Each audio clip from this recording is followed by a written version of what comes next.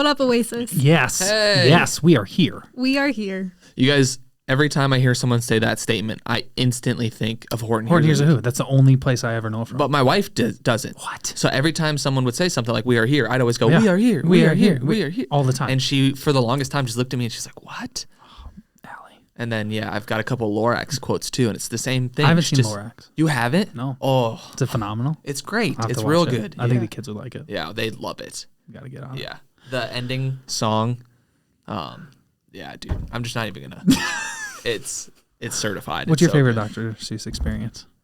I would say the Lorax. We watched it a lot in my youth group. Mm-hmm. My youth pastor loved it. Did you guys do anything? Any ministry happen? Teaching?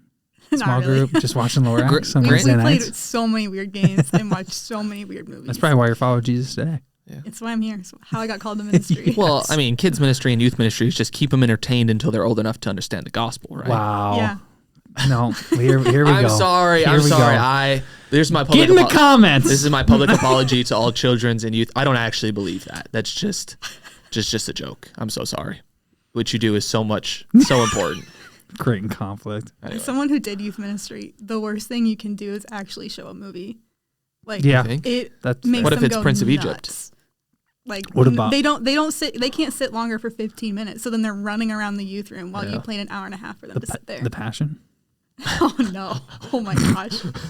we also watched that in my youth group. Oh, man. Chosen? Did not go well. What if someone did it as just like one chosen episode as a lesson? I'm sure. I bet what I'm I sure did people with my have. I bet it would kids. be great. Yeah, How long then are the you- episodes? Like 40 50, minutes. yeah. Oh, 40, it's a little too long. Yeah. Dang. But if You're you had like an hour and a 20? half for youth group, you could do a 45-minute episode, it's and too then you long. take 30 minutes to just go No, back through the scripture of what the episode was. No, it's 40 minutes too long. It is. Oh. If it's a We would 20-minute do- video and you did that, you it'd could be cut it. awesome. You could cut Do an the episode. clips. You could do half and half.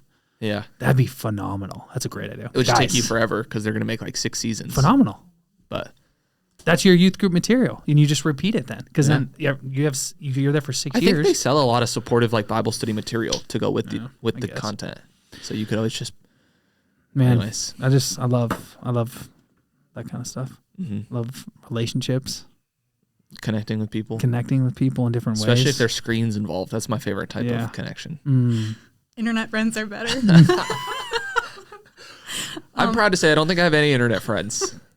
I kind of missed the video game curve where that happened, and then I just don't do social media with anybody who's not famous or one of my close people. So one day I should have an internet friend. I don't have internet friends. Do you have any internet friends? No, but it's like a sticker they have on Instagram for your stories. Really? So for years, I've just put this sticker on all my stories that says "Internet friends are better." That's good. I That like is that. I amazing. like that. Anyways, I have a question though. Do you guys have any like random inside jokes with your friends? I don't know. My best friend. I have one with my best friend. What is it? It's a quote from The Princess Bride. Anytime, my best friend's my wife. Those are where most of my inside jokes are. Anytime I do something or she does something like right, or just like we did something well, which is as simple as I folded the laundry or she put the dishes away. I go and I quote The Princess Bride where Inigo Montoya says, "You did something right." And I say it just like that. That's good. Do you have some? Yeah, I had a nickname in college, and it happened after a series of events where I'm not the most street smart, but I'm really book smart. And so I worked at the pool with this girl who like knew everybody on campus, but was not book smart at all. So she was street smart and I was book smart. And like at the pool, people would come in and like I would just have the worst social interactions with them. And she'd just walk out of the office and go, "Book smart," and then like walk right back in, like do her homework. That's good. That's good. I feel like I can't think of like a specific inside joke. Just lots of memories that you recall and make you chuckle, and nobody else can chuckle at those because they weren't Because there. they're your memories. They're my memories. They're locked in there. So, ever need a good laugh, you go just back through some of the trips. Go through your mind palace. Yeah, Mind Palace. I like that. Open the doors. crack Open the them. doors. See what's behind. See what's in some corners. There you go. So, lots of giggles in there. Just nothing that I feel will be I got a lot clean of. cut enough to bring to the podcast. I got a lot with, old college friends, and Oh, every time yeah. we see them, it's Yeah. Yep. I just listened to a podcast about community. They talked a lot about college and just like there's nothing quite like living within 2 blocks Yep. of almost all the people you love. Yep. It's incredible. I mean, isn't it's that an just incredible crazy? season of life. Yeah. And you have more free time than almost you ever do. So you Yep. have that opportunity to, it's Yeah. incredible. Yeah. So it's just like they were talking about it, and I just was like, man, that is pretty wild. I know I work with college students, so I know how beautiful community can be, but you just live so close and there's so much freedom. And now I'm like an adult with a job and a wife and a kid, and it's just so different. It's different. So different. Yeah. Anyways. But hey, we're actually talking about friendships. I think Friends last year, are friends forever. man, that was great. Thank you. I think last year we did a podcast on community. I was so insincere, and I don't blame you. So you should go listen to that one first. Do you remember what number it is? It's like number 1 because we restarted the number. Oh, number 1. Yeah, okay. the very, very first one I ever did. Mm-hmm. So This is number 35. This is 3-5. Yeah. Oh, that's funny. 35, and that's pretty good. Yeah. We're chugging along. Because I don't remember how many we got to before we started over. You remember? Nobody? 70? I don't know. Not that many? I feel like it. I thought you had over. No, 100. we had over 100. Oh, Because the 100th one, we brought in the things. We popped the stuff, blew the 100th episode.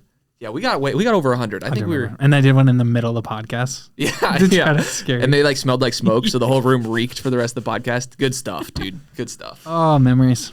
But I think one of the reasons why we're doing this topic today is that relationships are never stagnant. It's not like you finally earn your place with a relationship, but it's something that you are called to constantly invest in. They change over time depending on your seasons of life. You can even move to different places and like have to kind of start over a little bit. And so the topic we're looking at today is what does it look like for us to become people who are better friends to our friends? Yeah. And we get to look at the life of Jesus for that. And so we're going to like start with kind of just looking at how Jesus had different layers of relationships. People were not given, let me back up here. He didn't have the same relationship with every single person he met. What he gave to his closest friends was not what he gave to like the random person on the street, but there were layers of intimacy that he had with people. Mm-hmm. And so the first, we call it the 3, the 12, the 72. But let's just start first looking at the 3. This would be Peter, James, and John. What are some things and some characteristics about these 3 relationships he has that stick out? Yeah, I mean, for the 3, these are Jesus's closest guys. These are his best friends, if you want to use those language. And sometimes best seems degrading to the rest of your friends, but they're closest relationships. Yeah. They're his, they're the 3 guys he leans on most. And he invites them into moments of his life that nobody else gets to experience. And for us, I don't know if the moment necessarily translates because you can't always put your finger on it. So like moments for Jesus is like his transfiguration, Jairus' daughter's resurrection, the Garden of Gethsemane. These are the 3 guys he brought in to both the highest highs of his life and the lowest lows. And for us, I think that idea probably translates a little more than like specific key moments. Because sometimes I hear like, okay, well, it's who's in your wedding party? Who did you invite into that sizable moment? Or like who showed up for you at the birth of your first kid? Like, and there's these moments that they wouldn't let me in the room for yours, by the way. I specifically on the list said no Ben Geetson. No. But we think moments, and I just don't think that's exactly what Jesus is modeling. Good. That's He's really modeling more just the flow of life, that you're going to have high highs and you're going to have low lows. And sometimes those low lows happen in the midst of ordinary life. Yeah. And it's not like this earth-shaking, like pivotal moment in your story. It's just where you're currently at. But it's who do you invite in specifically in those high highs and low lows that Jesus has modeled. He had guys that were that for him. Yeah, that's good. A layer of vulnerability that he had with people. Yeah. And so like it didn't have to be based on a specific like crazy experience, but it was based on the fact that he was consistently the most vulnerable with the 3. Mm-hmm. And we talk about it's marked by a deep level of trust, that's what these vulnerable relationships have to be built on. And so Jesus lets them see him in vulnerable moments. He lets them into places where he knows he can trust them. Yet the ironic part is they weren't really trustworthy. And that's what becomes kind of difficult of this is Jesus lives the perfect life. He models for us exactly what true friendship should look like. And yet the people around him let him down. And so I think as you hear this, it's like, man, I've had 3 before, but those 3 let me down. And so I'm never going to get 3 again. Or like I have 3 people, but one of them I'm really struggling to trust. And it's like, just because there's this archetype out there of what Jesus did relationally doesn't mean you can just copy and paste. It's going to be easy for you. Like it wasn't perfect. It wasn't even easy for him. No, it wasn't. I mean, they let him down consistently, you could argue. Why do you think he chose those 3? I'd have to say just the relational connection, what he saw in them and how he could connect with them. I mean, you look at him and Peter's relationship and the uniqueness of that. Yep. You look at him and John's relationship, the disciple whom I loved. So there was obviously like a more dynamic maybe connection between them. James, obviously, little brother. Little bro. So there's another uniqueness to that connection. Actually, were they? I don't know if that was the same. Was his brother? There's three Oh, James. yeah, that's- I don't know. I think James and John were brothers. Yes, you're right. Sorry, James, sons of Zebedee. You're Yeah. good Yeah, catch. yeah. Good catch. But still, there's probably just this uniqueness in the way that they navigated relationship that I don't know if naturally or divinely they were appointed or placed into this greater sense of intimacy. Oh, I have a theory. Okay, go ahead. On all the things. Peter was the oldest, we assume, Yeah. based off what we could maybe look at in Scripture. Yep.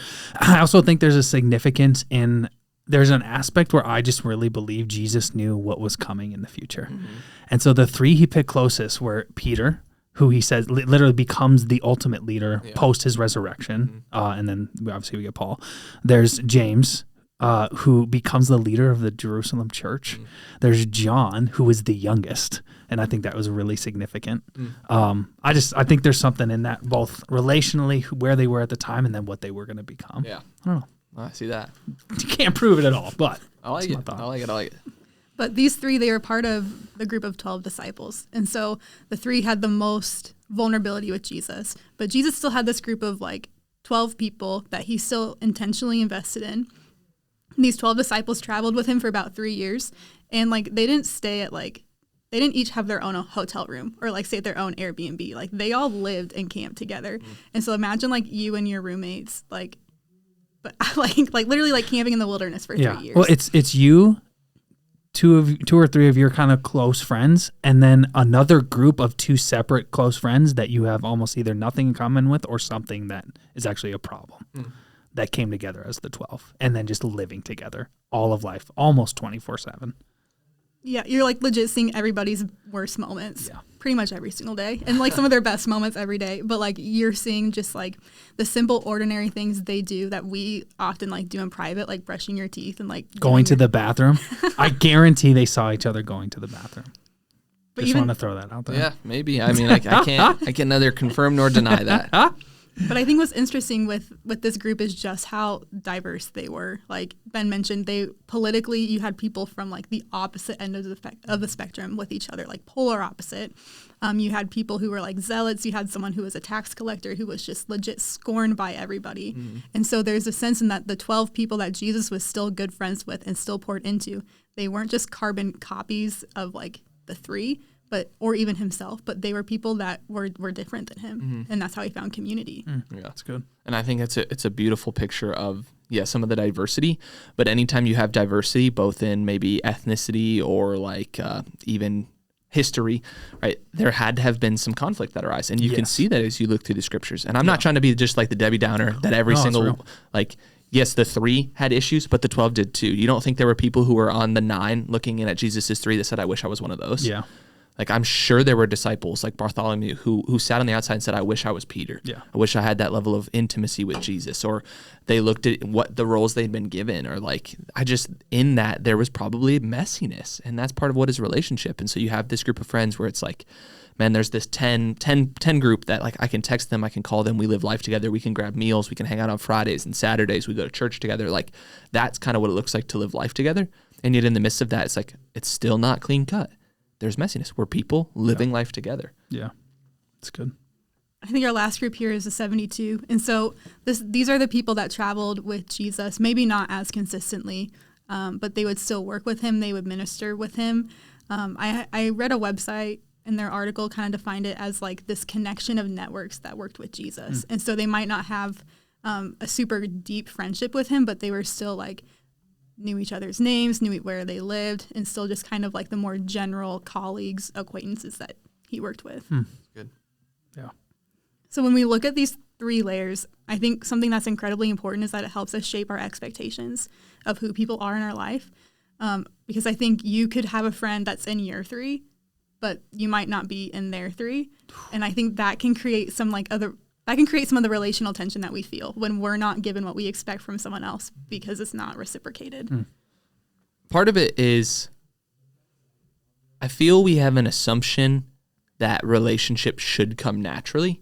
It's like you breathe without thinking about it. You function as a human being in health without really having to think about it. Your body just, but relationships don't work that way. Like a healthy relationship doesn't happen without a sense of intentionality or like purpose. And that's kind of what we're talking about. So when it comes to this, like, why is it important? Is if you don't recognize some of these things, you don't just by byproduct fall into healthy relationships with healthy boundaries, with healthy expectations. Like you fall into the opposite of a lot of that. It's not random. You actually don't get it. No, you don't. Yeah. And you, like people out there, you can find level of a relationship without intentionality. Yeah. That's not what we're saying. But to have healthy, like God honoring, like community building friendships, like that's going to take a level of intentionality. That's effort and prayer and conversation and conflict and all this kind of stuff plays into it. And it's fluid. Like it's not, these are your 3 for the rest of your life. Mm-hmm. It's as you navigate and as you grow, like those change. People come into certain arenas. People maybe get pushed back in an arena just because of the stage of life that you're in. And it doesn't mean you're less intentional, but it means that you're called to adjust your expectations and adjust how you care for them in the process. And that takes communication and being on the same page, trying to. Because a lot of those conversations that I've found when I've changed seasons of life or even like geographical location, they're hard conversations because sometimes you're not on the same page that, we actually have to readjust what friendship looks like in this season. Well, and part of what I think makes those conversations hard is they very, very rarely, in my experience, are happen on the front end. Yeah, it's good. Most of the time they happen retroactively, and it's not because we didn't want to have the conversation. Most of the time we just didn't know. Yeah. You didn't know the relationship was going to change. You didn't know that was going to throw a wedge in it. You didn't know that the season was going to be different. And so now, retroactively, you're looking at it, it's like, this relationship isn't the same as it used to be. And then the conversation needs to be had. Good. And that's what kind of can make it difficult sometimes. But yeah, I mean, the conversation still needs to be had. And that's relationship, is to communicate well through these different levels of where you're at. Change, yeah. I think one of the last things that this model of layering in your relationships can help with is that some of us, we feel lonely because we haven't taken the work to find 12 or 3 within the 72. Mm-hmm. And some of us, we feel relationally overwhelmed because we're trying to treat 72 people like Jesus treated the 3. Mm-hmm. And so our levels of intimacy can often be disproportionate to what we're actually capable of. Yeah. And so I think what Jesus and how he layered this is actually feasible, like to be intimate with 3, a very few number, and then to be connected with 72, but still have room for like that fluidity in between. Yeah, that's good. I'm going to ask a couple of different questions. First, when you look at like these 3 different maybe areas, where do you feel like people currently, college students, young adults, struggle the most? Is it in deep relationships? Is it in like a core group of friends, or is it in like a network of people? I think it's, as young adults, I don't think you have the life experience to know where to put healthy boundaries on what level of intimacy you should have with different people. Mm. So you don't know that. Even there's a sociology, I think, right? The Dunbar numbers. Mm. There's literally you don't have the capacity to have more than 6 to 10 people with a depth of in a depth of relationship with more than 6 to 10 people. I think it's more just on that, on the boundaries of who can I or can't I go deep or not deep with. Mm. Do you have a thought? At least what I've experienced. I feel like we're really good at the 12, but we flood everybody into the 12. And so we'll take pretty much any colleague we know, any like somewhat friendship, and try and get it into this mold of like somewhat deep relationship, but then we're not willing to take the next step to get into the 3 and to get into like actual vulnerability. Because I think too, what's significant about the 3 is like these should be the people that you can regularly confess sin to, that you can regularly like process highs and lows with. And I think we're really good about sharing like what happened in our day, but not like sharing just like what it means to be human within that. Yeah. And I just see it so many different ways. And they're probably all different true in different ways. I feel like I would have answered that the difficult part for college students and adults was depth for the longest time. I think we can get 12. We definitely can find 72. There's people we're always connected with, and we just don't have people who truly know us. And some of that is because we don't create space for people to truly know us. Some of it is because we don't trust people enough. We're not open enough. We're not vulnerable enough. There's lots of reasons I think we could articulate why people lack deep friendship. But now as I look at it, like I think people struggle more and more with the 12 and the 72 than I'd like to admit. In a society that's ever more disconnected, when I talk to people who struggle with loneliness or young adults who don't have their college peers around, like it's not, oh man, I'm lacking 3 deep friends. It's I don't have any friends. I don't have 12 people that I could call, period. Yeah, it's just nothing. Nothing. Yeah, It's on Friday night and Saturday night, I'm sitting there staring at my phone because I don't have people. Like, I think I'm seeing that way more than, man, I don't know. Nobody knows my story and my struggle deeply. Like, it's not even that. It's a step back from that. What I feel like most of what I hear now is like, I just don't have people, period. So then my question off of that becomes like, for wherever someone's at, where do you encourage them to kind of start in this journey of friendship? Whether they're like have kind of some people they could jot into their categories, or they're not at all. Like they can feel completely disconnected and isolated. How do you encourage people into forming relationship? You got something? Yeah. I mean, like, so part of my story was like, for honestly the past 6 years, I've never lived anywhere longer than a year. I went to school out of state, went through like a few different jobs. And so I think at this point I've been in Brookings for like 15 months. So like, that's a pretty weird thing to think about. But I think one is understanding that it takes time, and that doesn't mean that I'm failing, but that's just the reality of what it means to find a friend. I found some stats earlier this week. It takes 50 hours to have a casual friendship, 90 hours for a close friendship, and 200 hours for a best friend. And so it's not something that is like you go out to dinner once and you're like immediately there, but it's something that can take continual time and continual effort. And there is probably going to be a sense of rejection with some people, or even maybe not rejection, but of just like, you know, you don't vibe together. You're not going to be that person's best friend, and that's okay. But that doesn't mean you quit trying. It means that you can still invite that person in and like still hang out with them, but you just keep trying to find new people. Yeah, no, that's good.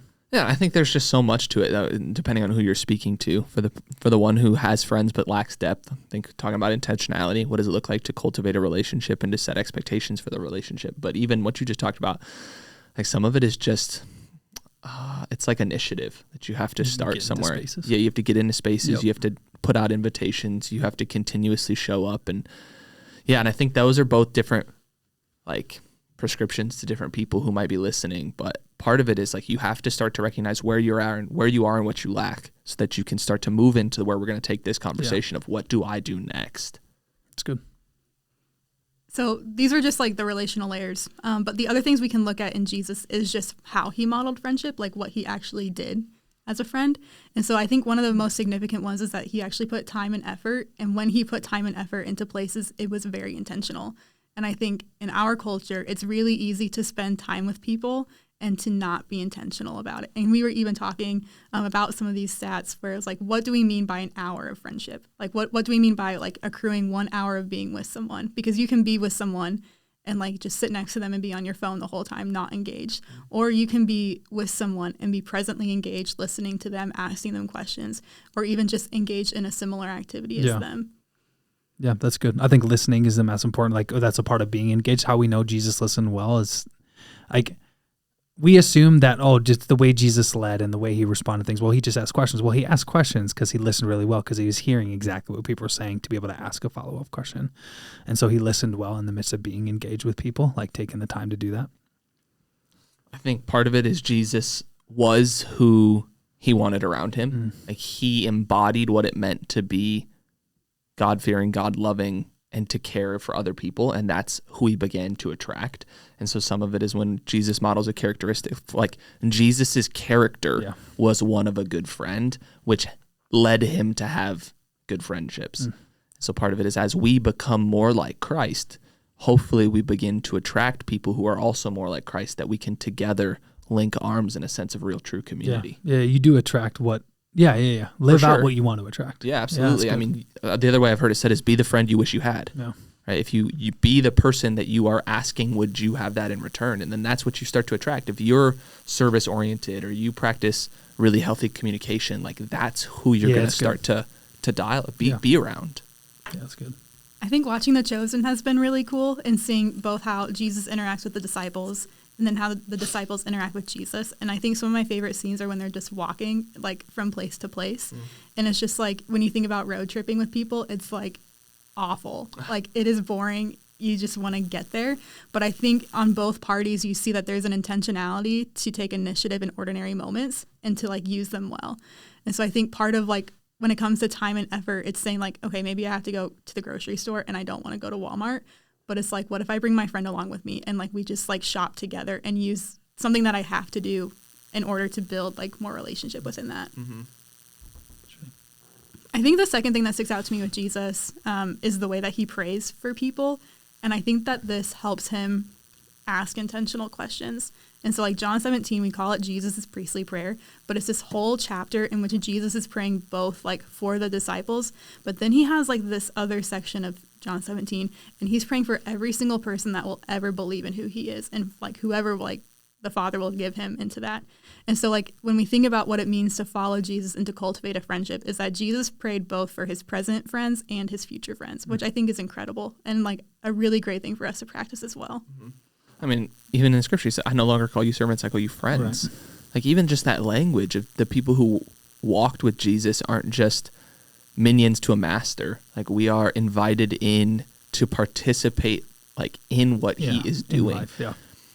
And some of that is, like, I think you can translate that as, like, don't let your friendships be transactional, right? Don't just require something for your friends, but invite them into your life of what Jesus modeled. He let them be a part of what it meant for him to do what God had called him to do. And yeah, the way he just prayed for people in general. And like you're talking about that, but like praying for your friends is such an act of love and service, and the way that you pray for them and the way that they'll show up in your life and the way that you care for them in that way. Yeah. Like that's how Jesus cared for his people. Like he contended for the disciples in prayer consistently. Yeah. Like he prayed for them from when like he prays through the night from their calling. Yeah. Like part of that is Jesus is overnight asking God, who do I need to surround myself with? Who do I need to surround myself with? Yep. And he gets this revelation and he walks out and he calls the disciples and these become his people.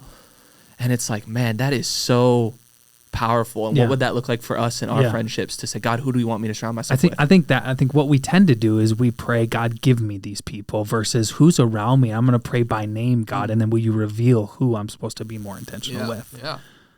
That's really good. I like that. I think the other thing we do is like, yes, we want to pray for our friends and their requests, like for their exams, when they're sick, all these fun things, or not so fun things, I guess. But I think prayer is also entering into a conversation that we didn't start. And so it's entering in and hearing what God is speaking over that friend. And I think something that is really cool that happens in that process when we sit and listen to what God is saying, and that it actually helps us ask more and better questions, and also just be people that speak true encouragement and true identity over who our friends are as children of God. That's a part of knowing someone else is you take what you've heard in the midst of being with them, and as you get before God, you pray, and what happens is that you end up coming back with questions that only could be given to you by God in order to speak even more, like exactly what you said, great encouragement, identity, life into that person. I think the last two here is one, like Jesus shows a ton of service. We see this. Wash your friends' feet, guys. Woo. Tough ask. No, thank you. Tough ask. I washed my wife's feet at our wedding. We were that couple. Nothing wrong with that. It was uncomfortable for everyone. It was weird. And then you had to put the shoe back on, and foot's still a little wet. I crushed it. Okay, wow, that's impressive. Yeah, I feel like that's always we had towels. Okay, yeah, but sometimes when you get the towel, it's still a little damp. Like putting socks on when feet are wet is tough. It's a tough look. What are just some small, simple ways we can show service to our friends? Yeah. Well, I think even taking a step back, the motivation of friendship, right? Yeah. Jesus says, for the Son of Man came not to be served, but to serve, and then to give his life as a ransom for many. And Jesus says, no love is greater than this, than to lay down one's life for their friends. Like, Jesus modeled this level of service that went to the absolute extreme, that he gave up his own life for his friends. Now, do you need to step in front of a bullet for your friend? That different kind of probably conversation than we're going to get into, but like, what does it look like to daily step in a relationship saying, what can I offer to you? I think that when I truly love and care for someone, it service is an outcome, an overflow, and that's natural from that love. Yeah. And so it just becomes moments. Well, and I think for some people listening, for probably most people listening, they're not at that spot yet. You start at a level of friendship that you have to ask the question, how can I serve you? How can I serve you? How can I serve you? And then as the relationship grows, you have to ask the question less, because you know what it looks like to serve that person. You know what it looks like to ask them the questions you need. You know what it looks like to show up for them in their time of need. You know what it looks like to take care of the tangible. But you don't probably know that in some of the earlier stages of relationships. So you got to start to ask the question. Yeah, that's good. And so do you have the motivation to ask the question with the true heart? Then will you act on it, and will you build a friendship that's service oriented, where it says, I will love and care for That's you good. more than I love and care for myself. And then I that's expect good. that back of you. Yeah. Like that. How beautiful is that? So good. I remember the moment that Brennan and I's relationship went to the next level. Uh-oh. Do you have a DTR? No. I am a physical touch guy. Like that is we all need all the love languages. Yeah. But it's something for me. Brennan doesn't like to be touched by me. By pretty much By anybody. everyone. Yeah. And so there was this season in our relationship where every time Brennan saw me, he gave me a hug.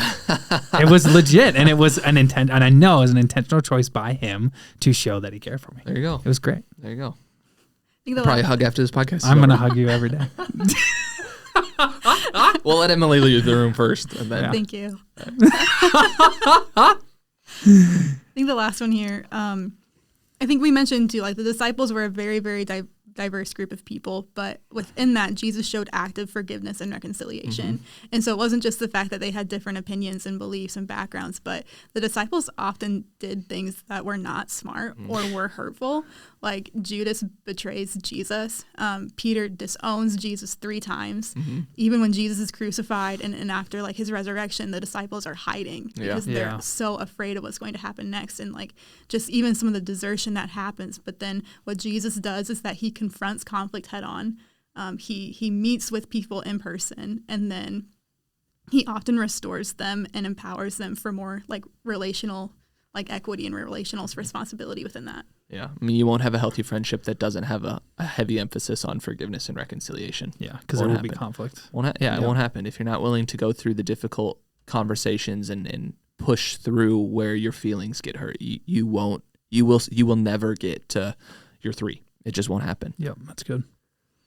But I think as we close, for those of us who maybe feel like we're lacking in community right now, we got just a couple of places to point you to. The first one is just like say yes to invitations. Just be open, just be willing to try and to just pray through that process of like, is this someone that God has called me to like just invest in and like be a friend with? Secondly, like, what does it look like for you to model the characteristics of Jesus to other people, even if you feel like you're not having the same like reciprocal relationship? Yeah. What does it look like for you to be a friend of others? And then lastly, like, what does it look like for you to take initiative in joining what's happening around you? That's good. So a small group, ministry team, things here at the church, or even just like, intramural sports on campus, a club that you know of, just hanging out at a movie night. And I love how you said it's both and there, because it's not just say yes to an invitation. Yeah. Because what happens oftentimes is when you get really good, healthy friend groups, they're a lot of times incubated and connected with each other, that they aren't always asking the question, who else can we invite in? And so when I talk to some of our friend groups at Oasis, I'm like, okay, do you have room for someone else? That's one of the questions I'll ask. Like, do you always have room for another person to join? Do you always, because that's what God has called us, like to be an open community that people could come in. But most of the time people aren't asking that question. They're not looking around and saying, okay, could this person be a part of it? Like they have their people. And so the flip side of sometimes you're going to get that ask, right? And if you do, be open to say yes. But sometimes you have to do the asking, which is really terrifying. Super tough. Where you see that friend group and they're going to have that thing and it's, hey, can I come? Or, hey, I'm doing this thing. Will you guys come? Like you have to be bold in a sense to, and it doesn't need to be to a group, right? Some people function better on one-to-one or smaller groups. But yeah, it's not just going to be a one-way street. They're not going to give you a golden ticket into relationship. Sometimes you got to put the invite out too. That's good. All right. Take some initiative. We'll catch you next week. All right. Peace out.